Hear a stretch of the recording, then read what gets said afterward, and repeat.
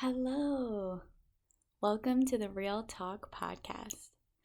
This is an audio experience that is completely unfiltered, unedited, real, genuine conversation. My name is Jamie Levy, and today we're having a special coffee chat.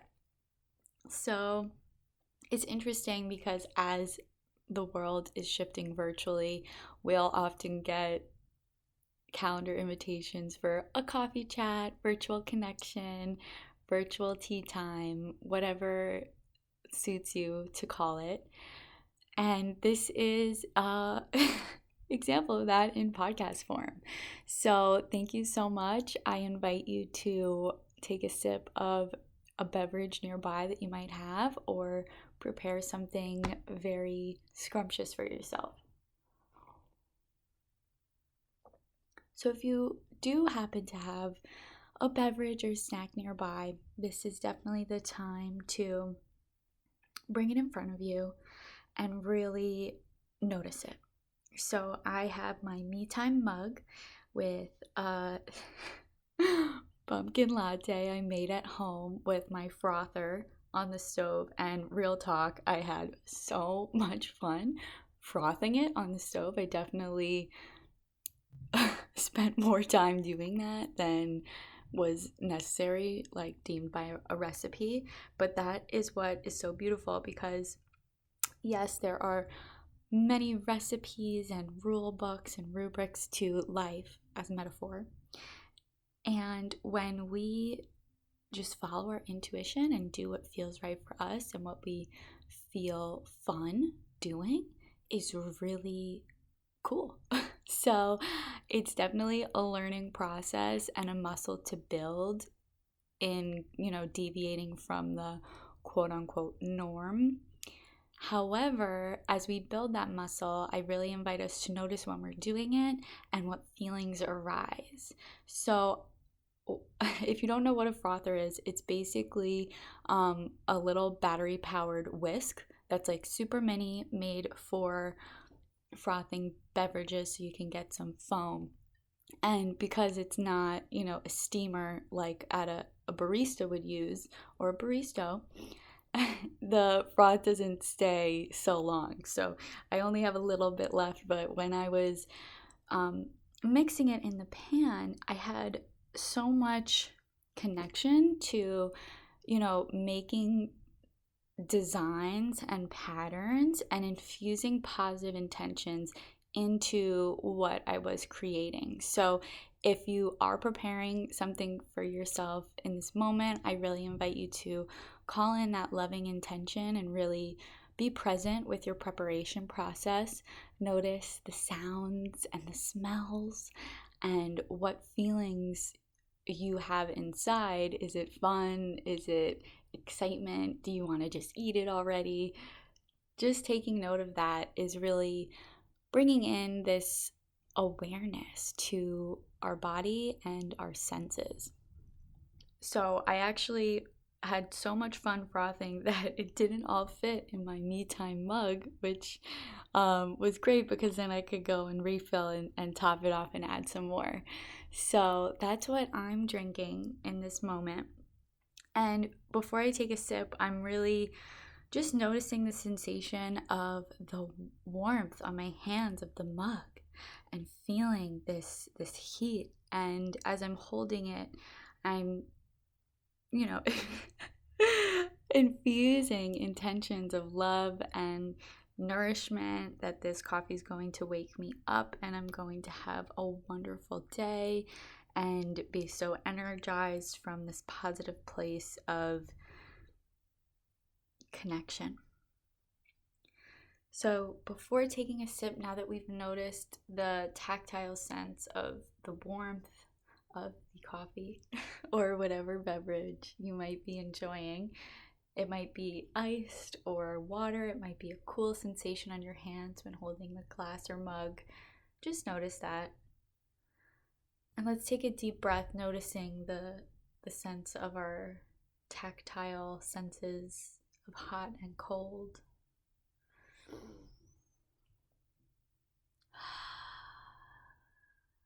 Taking your breath, settling into the space, appreciating the fact that we can feel this sense, expressing gratitude for being able to experience life in this way. And then taking a smell. So if it's water, noticing that cleanse of a smell. Perhaps it's a blend of a tea, noticing what aromas stick out to you. I feel a sense of comfort when smelling my beverage. It's a very cozy, comforting smell. It makes me want to just snuggle up, which is wonderful. So once you're fully present to the feeling, the smell, perhaps the sound, mine is having the foam. It's like a little crackling sound. When I put it close up to my ear, I hear the little foam bubbles dissipating. So I'm putting it next to both of my ears so I can notice the difference between the right and left. It's the little things. So fully present and appreciative of whatever we are experiencing in this moment. I invite us to take a sip, and before swallowing, swirl around on your palate a bit. Notice if it's too hot. Don't burn yourself. Use caution and your own discretion. Safety first, everyone. And we'll take a sip and just notice the flavors that tickle your palate, and when you're ready, then swallow.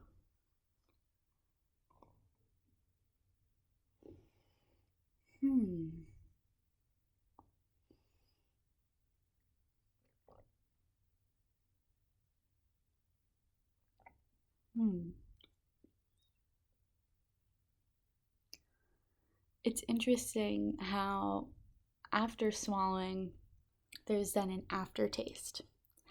And part of the reason why I'm so interested in mindful eating particularly, because often I'll finish my food without tasting it.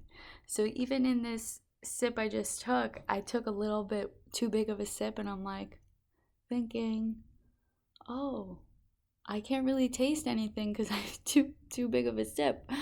So it's definitely an ongoing experience of mindful eating, noticing the taste on our palate. And that's part of the reason why when you're doing a sensory discovery activity, or you're doing a wine tasting or something like that, it's often very small sips. So I'm going to try again with a small sip.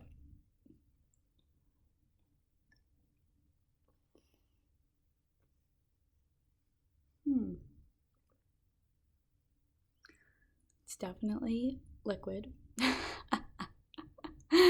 And I do taste the coffee. It's interesting because I smell the fall pumpkin more than I taste it, which is good because I didn't want to over flavor it. But that's something that I did notice when moving to the taste sensory discovery. And I'm seeing that I've had about a third of my drink so far.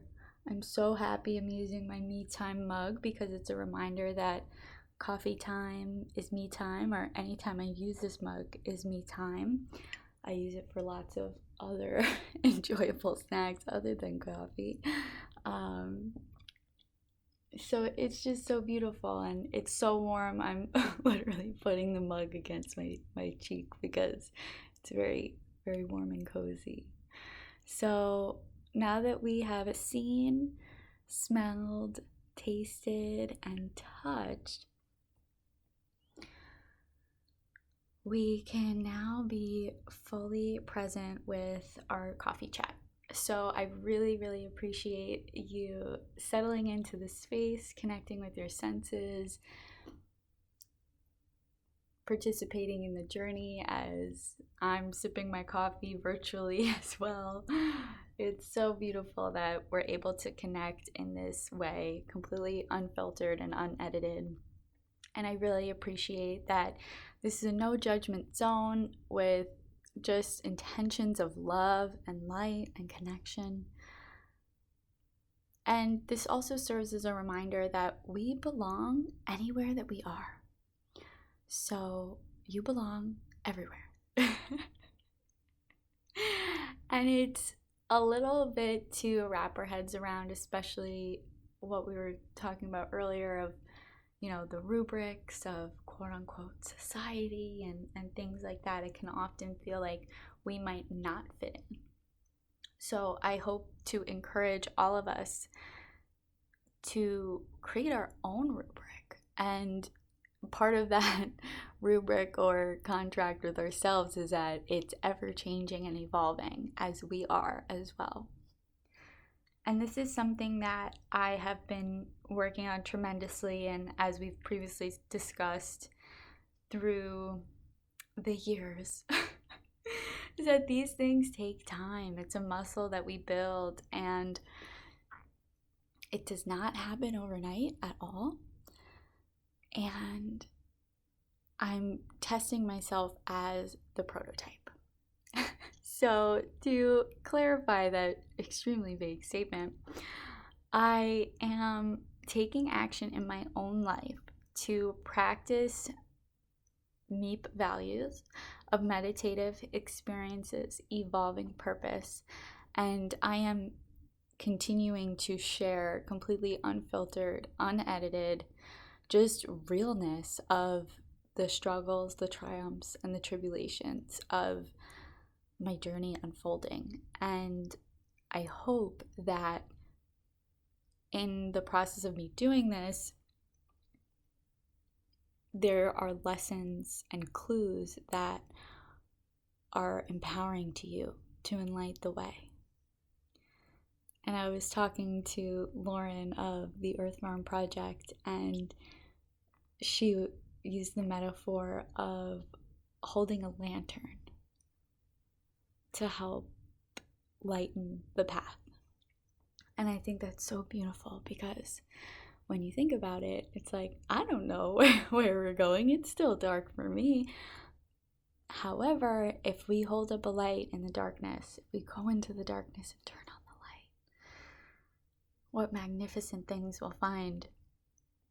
It also reminds me a little bit of Monsters, Inc., how in that Disney movie, there's monsters under the bed, it's so scary, da da da.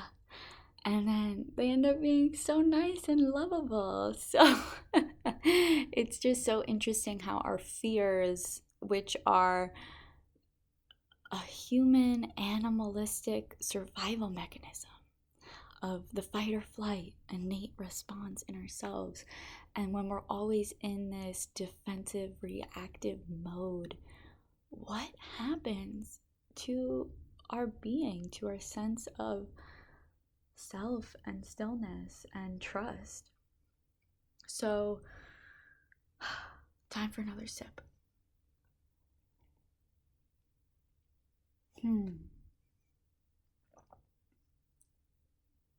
So through this process of noticing fear, which could be interpreted as F everything and run, or false evidence appearing real, which is very resonant. In noticing this, we're able to pause and reflect on the fact that, am I doing this out of fear? Am I doing this out of love? Is my gut reaction to do this? And sometimes when we're fearful, we can have that pit in our stomach of oh my God, I'm so afraid, I can't do this. What's happening? This is the wrong decision. And then noticing when the story in our head is just spiraling out of control. And it's just so mind-blowing, because we have 8,000 to 10,000 thoughts a day on average. Like the average person does. I'm arguably more than that. And a majority of these thoughts are repeats of previous thoughts, and they don't necessarily serve us. They're often out of fear. And just like waking up to that and realizing, oh, I'm not the only one that has a chatterbox mind in my head. It's so grounding, and especially growing up in the digital age as, just Gen Z millennials, I know you feel me. It has been such a interesting process, and to know that we're not alone is so reassuring, and it makes it a little bit less scary. So to clarify, yes, it is dark. Yes, we don't know where the journey leads us. However, let's keep taking a step forward and hold the lantern and be the lighthouse for others on their journey.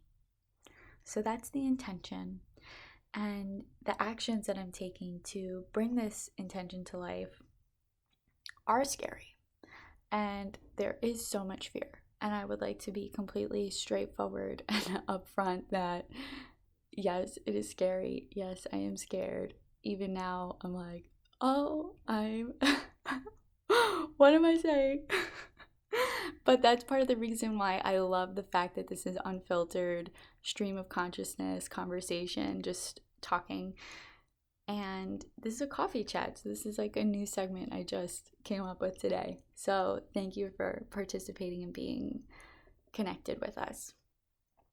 So the leap of faith that I'm taking, it is currently October 9th, 2020 at 8:21 a.m. And in 1 week from today will be my last day of my corporate job. I put in my resignation a couple weeks ago, and it's so real. It's like I feel the sense of freedom, like so close. And in those moments when I'm like, oh, I'm so close to freedom, it reminds me that I am free right now. I don't need to be striving towards something. I am free. I am me. I am everything. And so are you. And that reminds me of the name of this podcast. So, real talk with me, quote unquote, me, is you. It's your inner guide. It is everything. So, as the metaphor, you're a drop in the ocean and the entire ocean yourself. That is another way to interpret the term me. So it's very all-encompassing, and it's a reminder that we are everything, which is so beautiful, because in times where we feel, or I'll speak for myself, in times where I feel like I do not belong, I remind myself that I belong everywhere because I am everything, and so are you.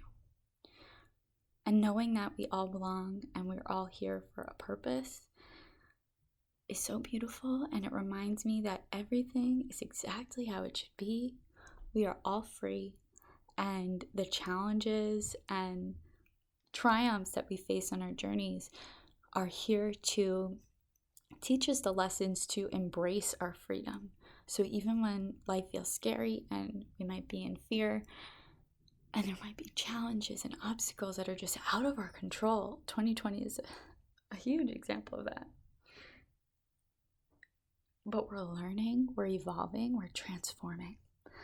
So I am breaking out of my cocoon, and I am ready to spread my wings and fly. And now this last week is certainly the breaking out of the cocoon still, but I'm so close. And it's beautiful because the 16th is a new moon, and I'm just letting go of all the old ways and transforming and stepping into my power. And I hope that this is a reminder for you to step into your power, because you have it all within. All of the answers and questions that we've been asking, the answers are within, which is so mind-blowing. Sip of coffee.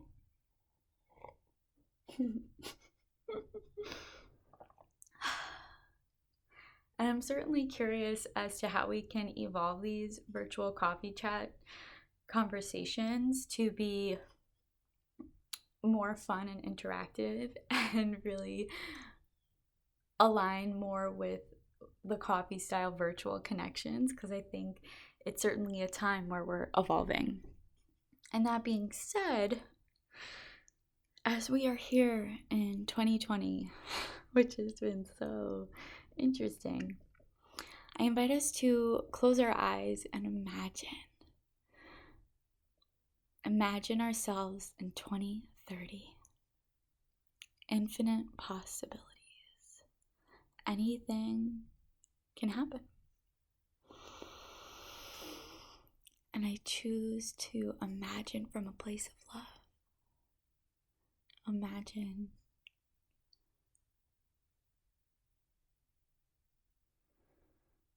I choose to envision nature and connection with the earth, connection with ourselves,